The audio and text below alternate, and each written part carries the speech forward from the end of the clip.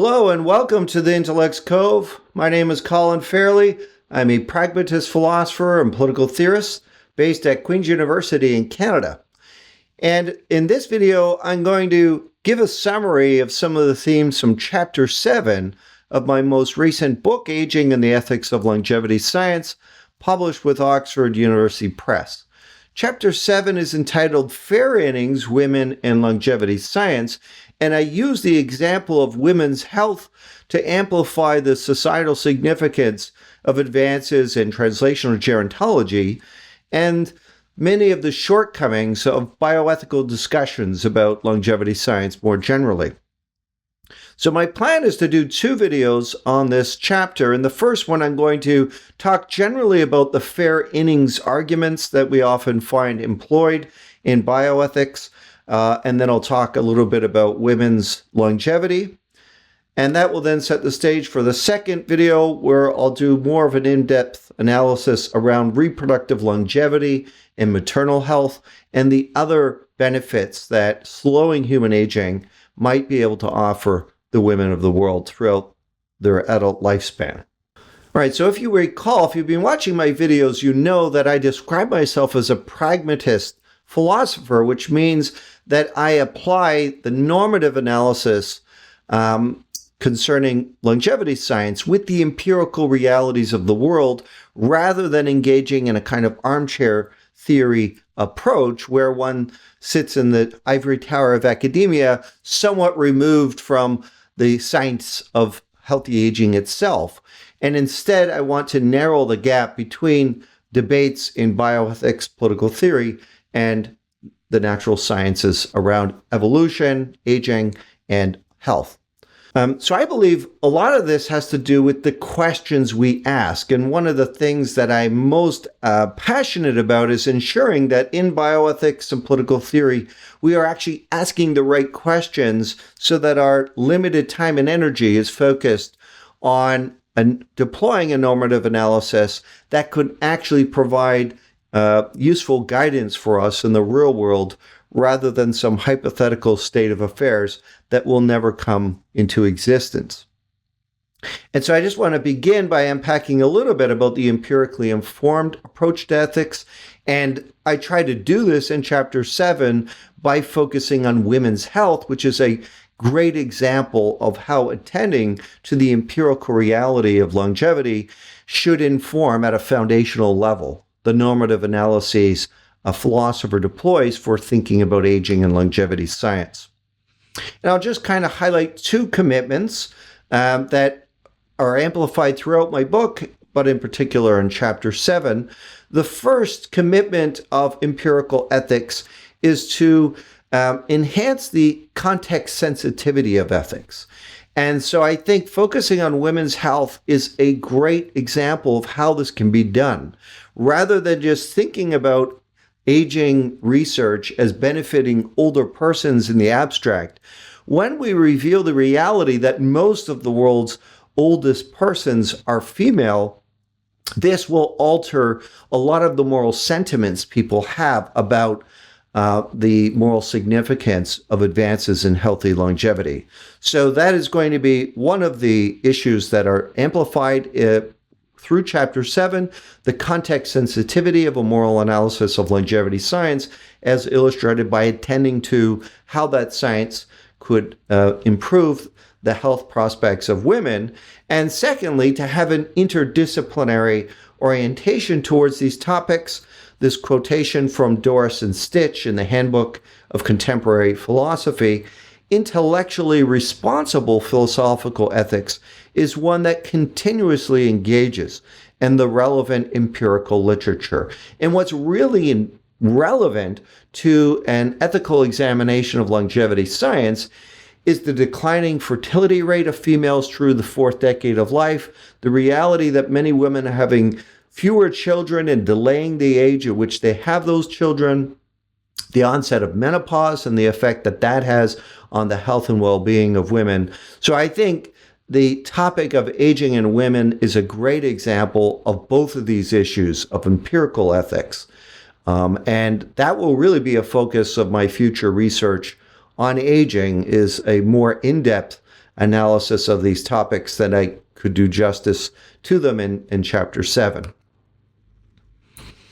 All right, so I want to begin with kind of critiquing the dominant ethical frameworks deployed by bioethicists when it comes to longevity and aging. And this is typically characterized as something like a fair innings argument. It has some intuitive traction, but it fails on both of these dimensions of empirical ethics in that it does not help us take a context-specific approach, and nor is it interdisciplinary. And the idea here is that life is kind of like a baseball game. And in a baseball game, in order for it to be fair, the teams have to play the same number of innings, right? So it's 9 innings in a baseball game. If they're tied in the 9th inning, they can go into extra innings. But you wouldn't give one team 11 innings and the other team 9 innings, and then whoever gets the most runs wins. That would be unfair. And unfortunately, that is how many bioethicists have discussed aging and longevity, through employing something like an analogy that life is a baseball game and everybody should have the same amount of innings. And so the wrong question, as I note here, to ask is to say, well, can we justify trying to extend the lives of those who have more life already? And there are many who are resistant to acknowledging that research on the biology of aging offers any morally laudable societal benefits, because they prime this egalitarian sentiment that's expressed in the fair innings argument, that in a world where there are some people that don't even make it through the 2nd and 3rd inning, it would be grossly unfair to talk about promoting the science that will give additional innings to those who have already had the full 9 innings. And in further videos, I will amplify again what I think is another wrong question. So these are actually the two central wrong questions that I think the field and most of my students will employ. The first is some variant of an egalitarian opposition to prioritizing longevity science, and specifically the aspiration to slow human aging.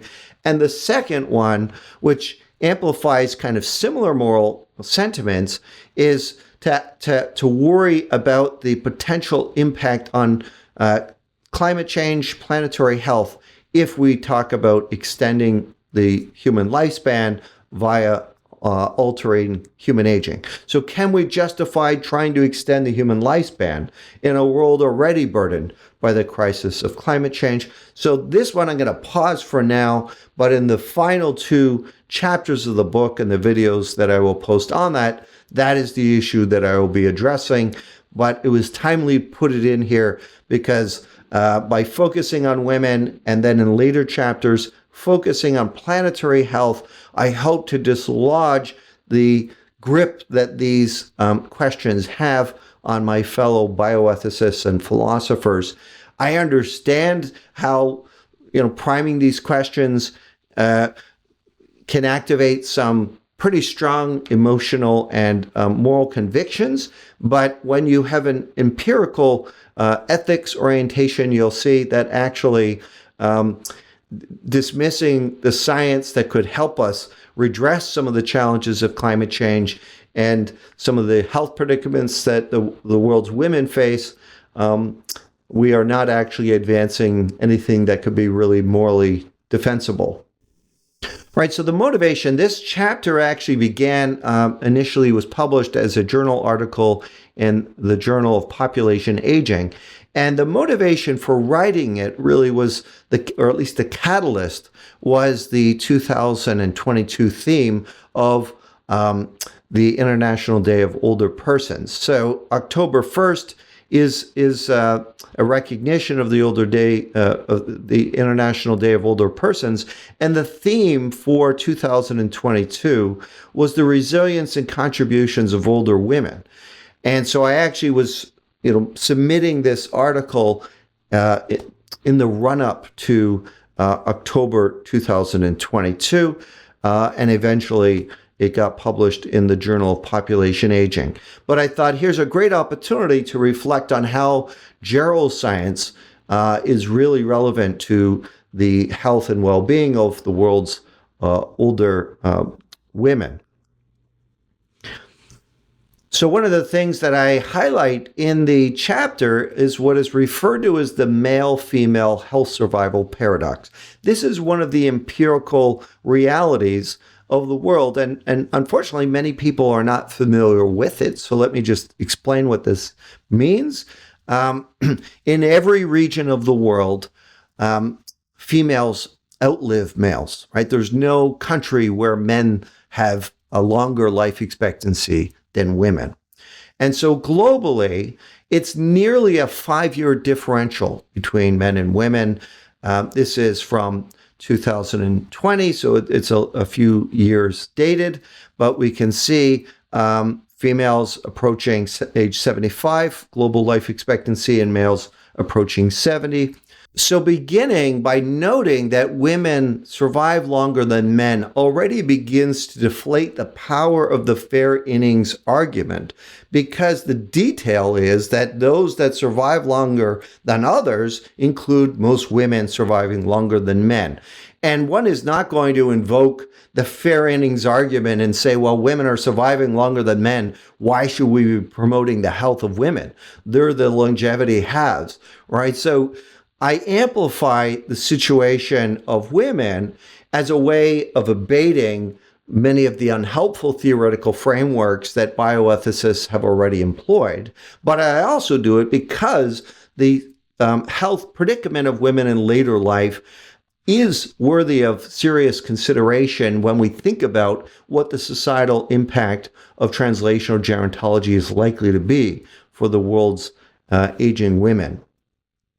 Now, I also care about men, and men fall short on the survival measure of life expectancy, but I am not going to be addressing that in this book, and that definitely could be like a book in itself, but for a variety of reasons, I am just bracketing that topic so that we can focus on some of the salient issues that are amplified when we focus on women, in particular around reproductive longevity and maternal health, and the caring burdens, which are typically disproportionately undertaken by daughters to care for their aging parents. Now, this female survival advantage is most evident if you visit a nursing home and if you look at the records for who has lived the longest. So among supercentenarians, these are extremely rare category of individuals. Only one in about 6 or 7 million people will live to the age of 110 and beyond. So of the 53 supercentenarians that were alive in 2015, 96% of them were women, right? So there are some male supercentenarians, but they're few and far between. And the ultimate record breaker, Daniel Callaghan from France, lived to 122.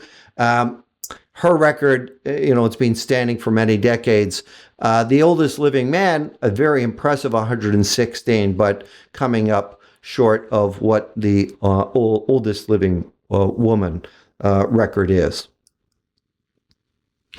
Now, even though women survive longer than men, those additional years are not composed of only healthy years of life, which is the reason why I devote a whole chapter to women's health and longevity, is that the health span lifespan gap is more pronounced for females. And so compared to age-matched men, women tend to have poorer health status, right? So even though there are fewer centenarians that are male than female, of those male centenarians that are surviving, they have better cognition and physical function than their female counterparts, right? So this is why it's called the survival health paradox. Women live longer than men, but they survive managing poor health for a longer period of time. And that really illustrates the urgency to compress the health span lifespan gap, because women in particular are going to be more adversely impacted by that growing disparity. Now, why is it the case that women survive longer than men, but also survive with for a longer period of time with poorer health? It's due to multiple causes. It's not completely clear as to why this is the case, but it's certainly not a result of simply one causal factor, right? So it's not just simply some impact of the social structure, though that definitely is part of the landscape. So this article here identifies multiple causal factors, so fundamental differences between the sexes, such as genetics, immune system responses, hormones, the patterns of disease throughout the adult lifespan. And definitely there's behavioral differences, such as risk-taking. So males have much higher mortality rates, through their 20s and 30s because of the risk-taking behavior of males. But also males are less likely to seek and comply with medical treatment, which also may lead to a faster death for males. But there's definitely some important biological differences between the sexes that are manifest in how they age. So just to refresh the audience's mind that when we're talking about the health span, this is distinct from the lifespan. So how the lifespan is how many years we live, and women are surviving longer than men. And the health span, women also have a longer health span, but the disparity between their lifespan and health span is larger. And so I draw on this article from the JAMA network that I use throughout the book. If we look in particular at the global population, we see nearly a 10-year disparity between health span and lifespan, and that is growing. And throughout the book, I amplify the point that part of this predicament is exacerbated by the fixation on only pursuing, in a much more aggressive fashion, increasing survival time by delaying mortality through Winslow's commitment to the war against disease, and marginalizing or bracketing, ignoring the aspiration of rate control, which would allow us to bring the health span up so that we narrow the gap and have more years of healthy life expectancy. And when you look at women, this disparity is the biggest. It's 2.4 years larger for women than men. So women are surviving longer, but they also live 2.4 years longer in the post-health span part of life. And the largest sex disparities are in Germany, where it's 3.6 years, in Spain. And then you can see where the disparity is the lowest, so in Afghanistan, Albania, but still it's over a year. There's no region of the world where we see a reversion of this. This doesn't suggest that all things considered, females are more advantaged than males. You can still have patriarchy and all of the other components of disadvantage, economic, discrimination in workplace, etc., but still have greater biological resilience to survive into upper bounds of human longevity, which women have over men.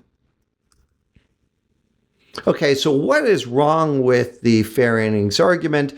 I'm going to kind of just summarize some of the main points that I highlight to dislodge this from our thought process so that we ask more productive questions and deploy better ethical analyses of longevity science than the fair innings argument.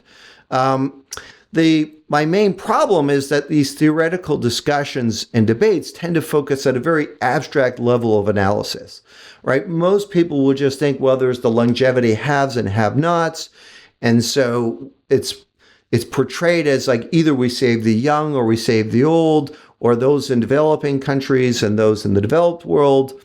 And so this chapter hopes to transcend such narrow and abstract ethical analyses, turning our attention instead to the impact slowing aging could have on women, both in richer countries and in developing countries, as they survive longer than men in every region of the world. So highlighting this fact will already create hesitation in deploying and going full in with the fair innings sentiment.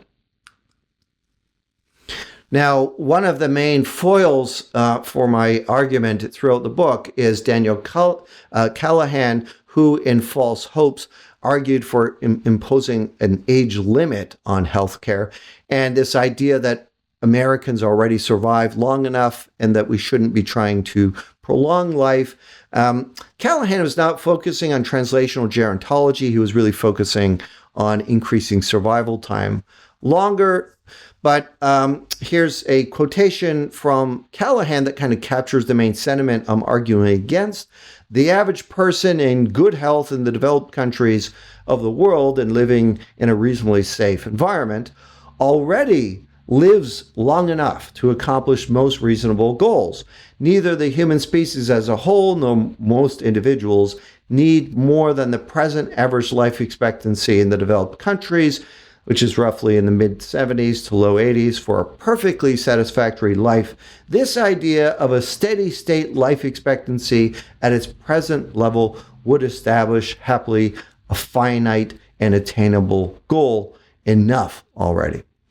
Right now, this was written in 1998, and at that time, Callaghan was in the lower age bracket for the kind of age restriction that he imposed. And many of his critics noted that, it was harder for defending such positions when one personally gets into the older age categories where one's health will be more vulnerable to the onset of these diseases.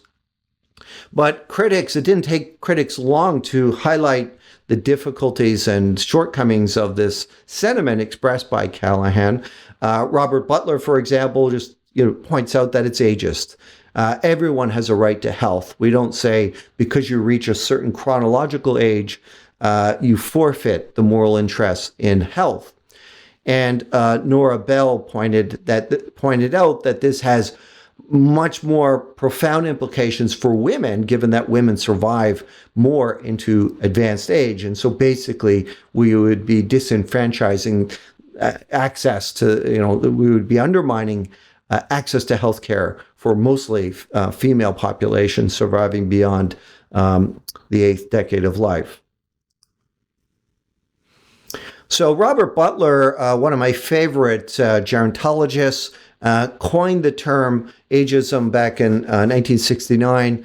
Ageism can be seen as a systematic stereotyping of and discrimination against people because they are old, just as racism and sexism accomplishes this with skin color and gender. Old people are categorized as senile, rigid in thought and manner, old-fashioned in morality and skills.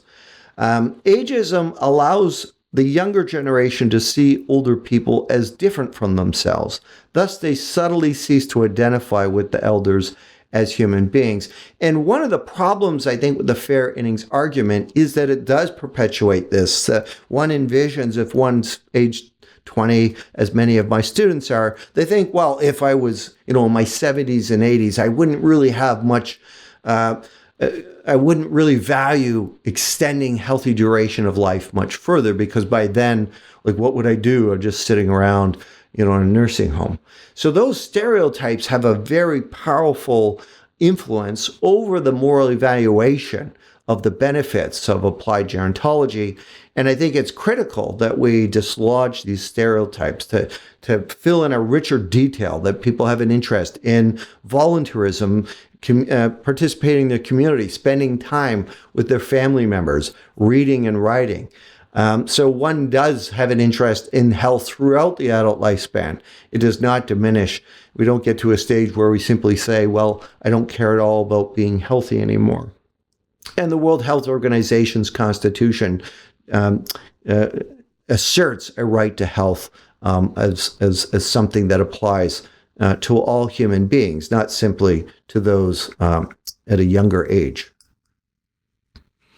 And in terms of the gender component, I'll just point out here, Alzheimer's disease, for example, is much more prevalent among women who survive longer than men. So almost 2/3 of Americans living with Alzheimer's disease are women. And so if one were to implement Callaghan's proposal to have a chronological age cutoff for healthcare, this would disproportionately affect more women who are surviving longer than men. And so they would be the ones that would be denied healthcare if we followed this kind of fair innings sentiment enough already that Callaghan espouses. So I seek to abandon the dominance of that kind of moral framework and instead focus on a less abstract analysis that actually recognizes that most of the world's older persons are females and they're surviving longer than men, but they survive longer with poorer health. The other example I give from is Greg Bogner's piece on fair innings. And this has a utilitarian ageist version. So philosophers love thought experiments. I myself deploy thought experiments. But they're usually of this kind, right? Like imagine a scenario where you can only give a life-saving drug to one of two patients, right? So one patient is 20 years old, right? They're in the early stages of their adult lifespan, so they could survive many more decades if you save them from this disease. Do you prioritize them over somebody who's age 70, so they've had many more decades of life, and they have only a few more years left to live? And this type of scenario will, and there are priority setting that we need to deploy with healthcare resources, which are limited. But usually this is deployed in a way where we construe of health as a zero-sum game. And the ideal of rate control is not dealing with trying to save lives by targeting specific diseases. Where it's talking about preventative medicine, so it's something that's going to be beneficial to the 20-year-old patient as they age. And it also skews the reality that the number of patients in these categories are not comparable, right? So this is amplified a little bit more when we focus on biological aging. Even though the 20-year-old will biologically age through their 20s and 30s, that won't typically be manifest in the onset of chronic disease, frailty, and disability until maybe into their 60s and 70s, but they will biologically age. And so I want to transcend both the zero-sum thought experiments, and I also want to amplify our sensitivity to the reality that most of the youth of today will survive into later life. They'll biologically age, and they would be the recipients of the health dividend benefits from translational gerontology. So rather than asking the misguided question, can we justify trying to extend the lives of those who have more life already, I reframe the chapter and our focus to these four questions, which I'll focus on in the next chapter, in the next video. Can we justify trying to improve the quality of life of older persons by increasing the health span, thus reducing the risk of disease, frailty, and disability in late life? Can we justify trying to increase reproductive longevity and improving maternal health?